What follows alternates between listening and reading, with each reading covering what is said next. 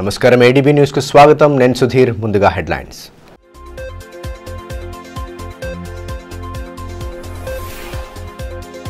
ప్రారంభమైన లోక్సభ ఎన్నికల నామినేషన్ల స్వీకరణ ప్రక్రియ తొలి రోజు నామపత్రాలు దాఖలు చేసిన 2 అభ్యర్థులు పకడ్బందీ ఏర్పాట్లు చేపట్టిన అధికారిక యంత్రాంగం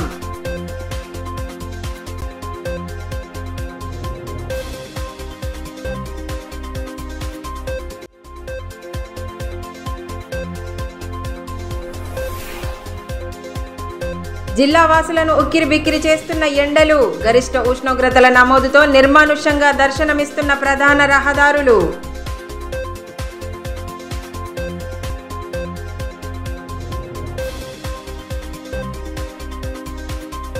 పార్లమెంటు ఎన్నికల్లో అత్యంత కీలక ఘట్టమైన నామినేషన్ల స్వీకరణ ప్రక్రియ ప్రారంభమైంది. తొలి రోజు 2 అభ్యర్థులు తమ నామపత్రాలను ఎన్నికల అధికారికి సమర్పించారు. కాగా నామినేషన్ స్వీకరణ ప్రారంభమైన నేపథ్యంలో అధికార యంత్రాంగం పూర్తి ఏర్పాట్లు చేపట్టింది. పార్లమెంటు ఎన్నికలకు సంబంధించి నామినేషన్ల స్వీకరణ ప్రక్రియ గురువారం ప్రారంభమైంది. ఈ నెల 25వ తేదీ వరకు ఈ ప్రక్రియ కొనసాగనుంది. ఆదిలాబాద్ కలెక్టరేట్ ఛాంబర్లో జిల్లా ఎన్నికల రిటర్నింగ్ అధికారి కలెక్టర్ రాజర్శేష ఉదయం 11 గంటల నుండి మధ్యాహ్నం 3 గంటల వరకు నామినేషన్లను స్వీకరించారు. ఈ నెల 26న నామినేషన్ల పరిశీలన, 29 వరకు ఉపసంహరణ, మే 13న పోలింగ్ జరగనుంది. కాగా తొలి రోజు 2 అభ్యర్థులు నామినేషన్లు దాఖలు చేశారు. ఆధార్ పార్టీ అభ్యర్థిగా మాలోతు శ్యామ్లాల్ నాయక్, స్వతంత్ర అభ్యర్థిగా రాథోడ్ సుభాష్ తమ నామపత్రాలను దాఖలు చేశారు. ఆర్ఓ కార్యాలయంలో ఈ నామినేషన్ పత్రాలను మద్దతుదారులతో కలిసి అందజేశారు.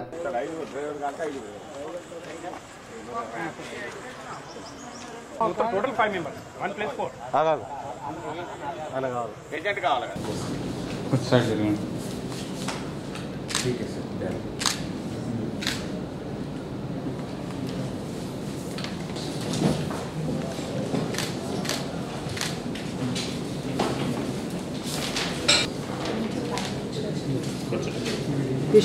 అటు నామినేషన్ల స్వీకరణ సందర్భంగా కలెక్టరేట్లో ప్రత్యేక సహాయ కేంద్రం ఏర్పాటు చేశారు. నామినేషన్ కోసం వచ్చే అభ్యర్థులకు సంబంధించి 100 మీటర్ల వరకు 3 వాహనాలను అనుమతించారు.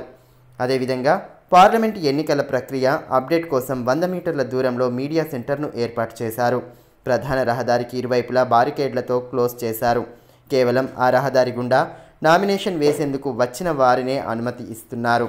ఇతరులు ఎవరైనా అటువైపు వస్తే ఉన్నతాధికారుల ఆదేశాల మేరకు పోలీసు అధికారులు సిబ్బంది తిప్పి పంపిస్తున్నారు.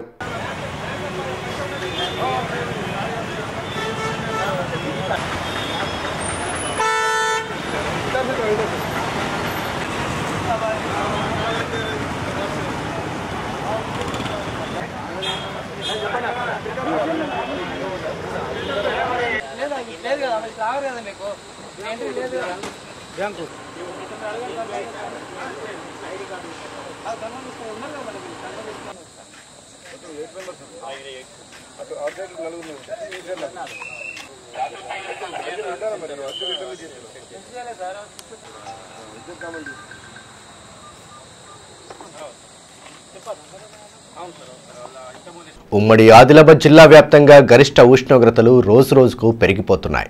వారం కిందట కురిసిన అకాల వర్షాలతో కొంత ఉపశమనం కలిగినప్పటికీ ఒక్కసారిగా ఉష్ణోగ్రతలు భారీగా పెరగడంతో ఎండ వేడిమికి తాళలేక జనాలు ఉక్కిరిబిక్కిరవుతున్నారు. జిల్లా వాసులను ఎండలు ఉక్కిరిబిక్కిరి చేస్తున్నాయి. ఓవైపు పార్లమెంట్ ఎన్నికల వేడి రాజేస్తుంటే మరోవైపు ఎండల వేడి రోజురోజుకు పెరుగుతోంది. ఉమ్మడి ఆదిలాబాద్ జిల్లాలో ఎండలు దంచి కొడుతున్నాయి. ప్రచండ భానుడు తన ఉగ్ర రూపాన్ని చూపుతూ బెంబేలెత్తిస్తున్నాడు.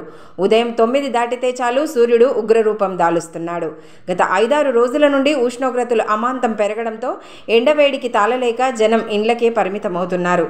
దాదాపు 43 డిగ్రీలకు పైగా ఉష్ణోగ్రతలు నమోదు కావడంతో రోడ్లపై జనం సంచారం లేక బోసిపోతున్నాయి. ప్రధాన కూడళ్లు నిర్మానుష్యంగా మారుతున్నాయి. అత్యవసర పనులు ఉంటే తప్పితే ప్రజలు ఇంటి బయట కాలు పెట్టడం లేదు.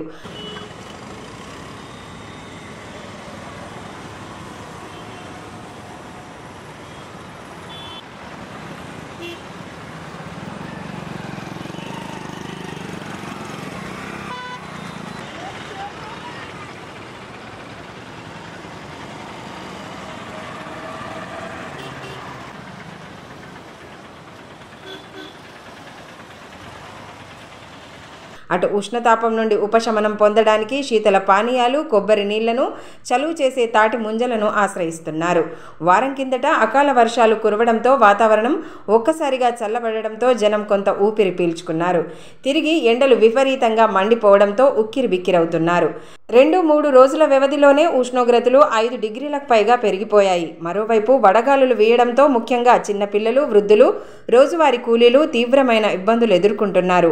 ఎల్నినో ప్రభావంతో ఈ సీజన్లో సాధారణం కంటే ఎక్కువగా ఉష్ణోగ్రతలు నమోదయ్యే అవకాశం ఉందని వాతావరణ శాఖ అధికారులు పేర్కొంటున్నారు.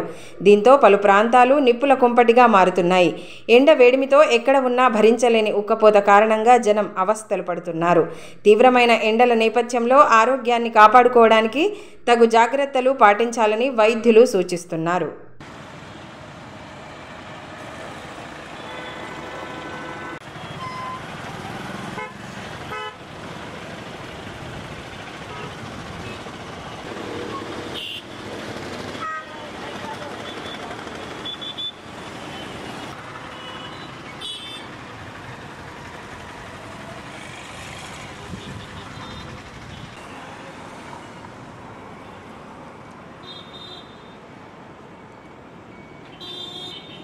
త్రిశక్తి మాత ఆలయ విగ్రహ ప్రతిష్టాపన వేడుకల్లో భాగంగా గురువారం నిర్వహించిన కలశ శోభాయాత్ర భక్తి శ్రద్ధలతో సాగింది.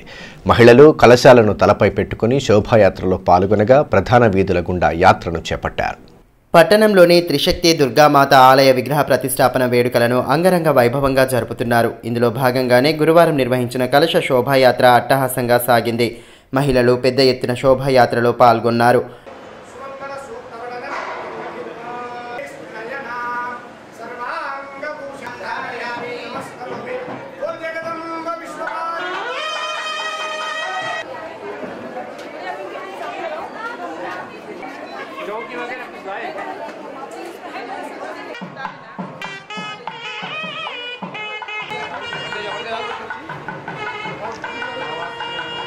అమ్మవారి ఉత్సవ విగ్రహాన్ని అందంగా అలంకరించిన రథంలో ఉంచి ఊరేగింపు జరిపారు. మహిళలు కలశాలను తలపై పెట్టుకుని శోభాయాత్రలో పాల్గొన్నారు. అమ్మవారి భక్తి గీతాల నడుమ ఊరేగింపు భక్తి ప్రపత్తుల నడుమ సాగింది.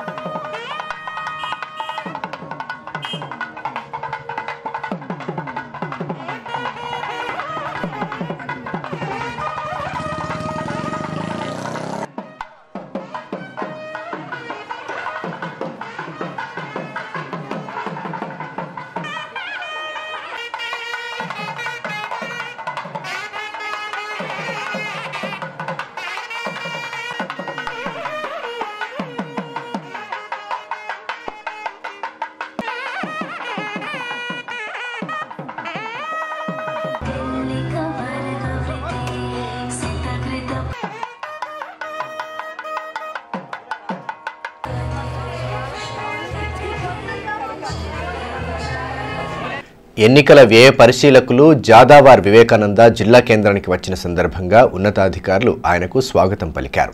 స్థానిక పెనుగంగ గెస్ట్ హౌస్లో కలెక్టర్ రాజర్షిషా ఆయనకు పూల మొక్కను అందించి స్వాగతం పలికారు. అనంతరం పలు అంశాలపై చర్చించారు. అదేవిధంగా ఎస్పీ గౌస్ ఆలంతో పాటు ఐటీడీఏపీఓ ఖుష్బూ గుప్తా ఆయనకు స్వాగతం పలికారు. పార్లమెంట్ ఎన్నికలకు సంబంధించిన అంశాలపై జిల్లా ఉన్నతాధికారులు విస్తృతంగా చర్చించారు. శ్రీరామనవమి వేడుకలను జిల్లా వ్యాప్తంగా ఘనంగా జరుపుకున్నారు. సీతారాముల కళ్యాణ మహోత్సవాలతో పాటు శోభాయాత్రలు, పల్లకి ఊరేగింపులతో ఎటు చూసినా కోలాహల వాతావరణం నెలకొంది. జై శ్రీరామ్ నినాదాలతో యువత హోరెత్తించారు. శ్రీరామనవమి పర్వదినాన్ని పురస్కరించుకొని ఊరువాడ వేడుకలను అంగరంగ వైభవంగా జరుపుకున్నారు. శ్రీ సీతారాముల కళ్యాణ మహోత్సవాలు కన్నుల పండుగగా జరపగా భారీ ఎత్తున హాజరైన భక్తుల సమక్షంలో ఉత్సవాలను ఘనంగా జరిపారు. రామనవమిని పురస్కరించుకొని పలు మండల కేంద్రాలు, గ్రామాల్లో నిర్వహించిన శోభాయాత్రలు అట్టహాసంగా సాగాయి.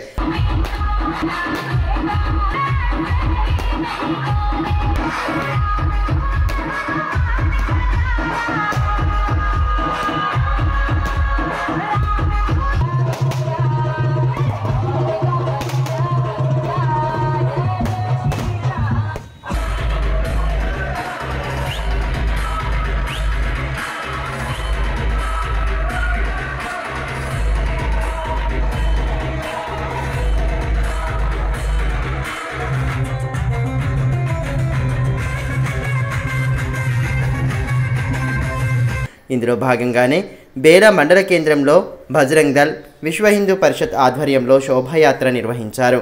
స్థానిక రామాలయం నుండి ప్రారంభమైన శోభాయాత్ర ప్రధాన వీధుల గుండా సాగింది. శ్రీరాముని చిత్రపటాన్ని రథంలో ఉంచి ఊరేగింపు నిర్వహించారు. యువకులు, భక్తులు డీజే గీతాలకు అనుగుణంగా నృత్యాలు చేస్తూ సందడిగా గడిపారు. కార్యక్రమంలో విశ్వ హిందూ పరిషత్ సభ్యులు, బీజేపీ నాయకులు రాము బర్ఖాడే, నారాయణ్, మురళీధర్ ఠాక్రే, గణేష్ బోన్గిర్వార్, కృష్ణ, శివకుమార్ తదితరులు పాల్గొన్నారు.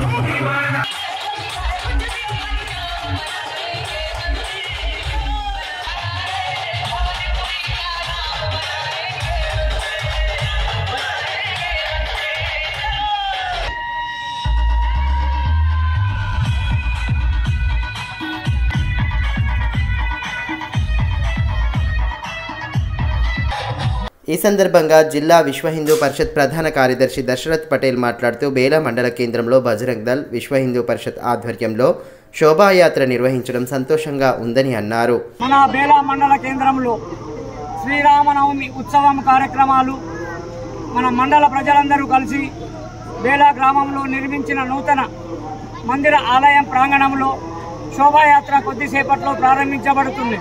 ఇట్టి శోభాయాత్రకు హనుమాన్ భక్తులు మరియు అన్ని హిందూ ధార్మిక సంస్థలన్నీ సహకరించి మొదటి కార్యక్రమం కాబట్టి బజరంగ్ దళ్ బేలా శాఖ ఆధ్వర్యంలో నిర్వహించుచున్నారు. కావున హిందూ బంధువులందరికీ శ్రీరామనవమి శుభాకాంక్షలు. ఇదిలా ఉంటే పట్టణంలోని శాంతినగర్లో గల సాయిబాబా ఆలయం నుండి శ్రీరామనవమి పర్వదినం సందర్భంగా పల్లకి శోభాయాత్ర నిర్వహించారు. శ్రీరాముడి చిత్రపటాన్ని అందంగా అలంకరించిన పల్లకిలో ఉంచి కాలనీ వీధుల గుండా ఊరేగింపు నిర్వహించారు. డప్పు చప్పుల నడుమ పల్లకి ఊరేగింపు కన్నుల పండువగా సాగింది. దారి పొడవునా భక్తులు పల్లకికి పూజలు జరిపారు. కాలనీ వాసులు పెద్ద సంఖ్యలో పాల్గొనగా శ్రీరామ నామస్మరణతో ఆ ప్రాంగణమంతా మారుమోగింది.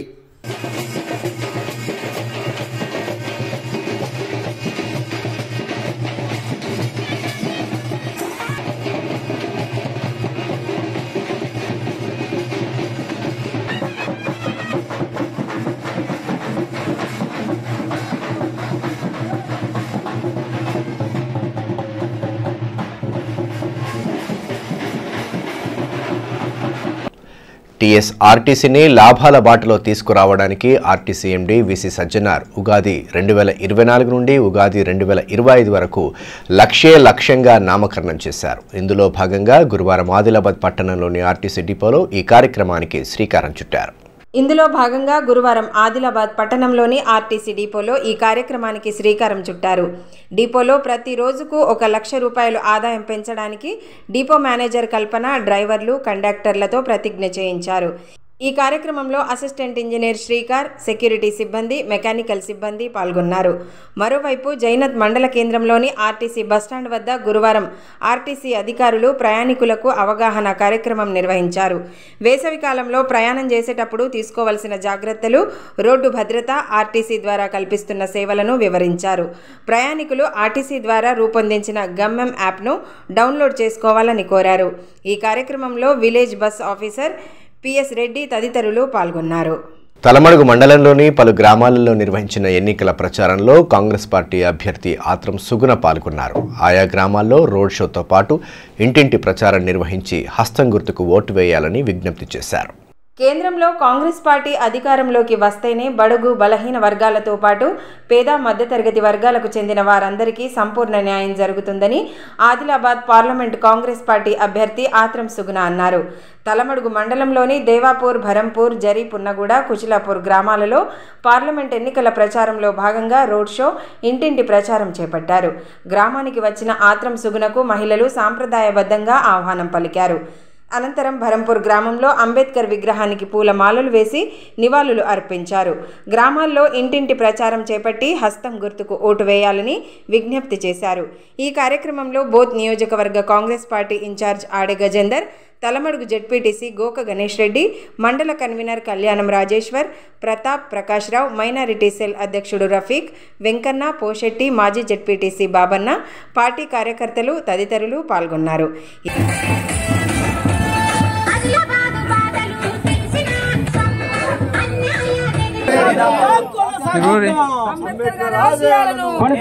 కొనసాగిద్దాం.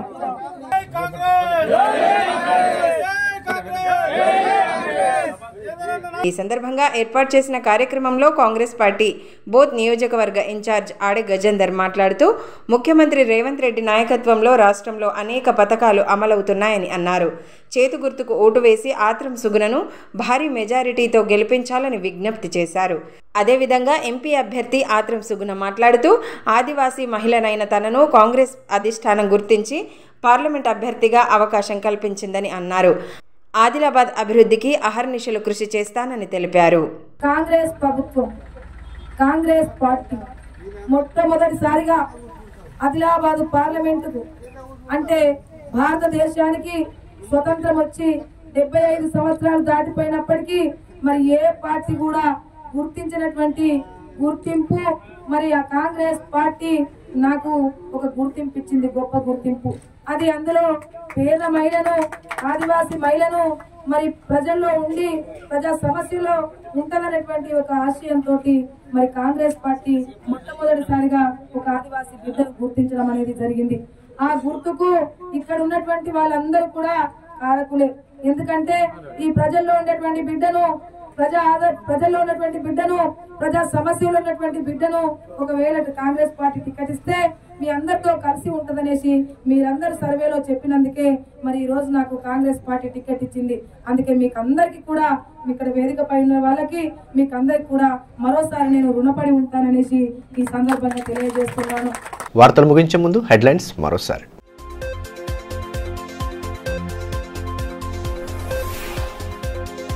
ప్రారంభమైన లోక్సభ ఎన్నికల నామినేషన్ల స్వీకరణ ప్రక్రియ. తొలి రోజు నామపత్రాలు దాఖలు చేసిన 2 అభ్యర్థులు, పకడ్బందీ ఏర్పాట్లు చేపట్టిన అధికారిక యంత్రాంగం.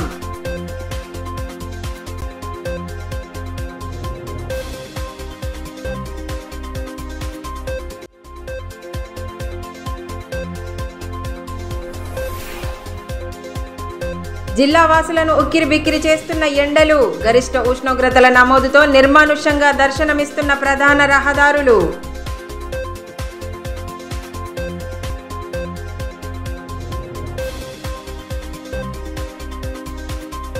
ఈ వార్తలు ఇంతటితో సమాప్తం. తిరిగి ప్రసారమయ్యే మరో బులెటిన్లో మళ్ళీ కలుసుకుందాం. అంతవరకు సెలవు.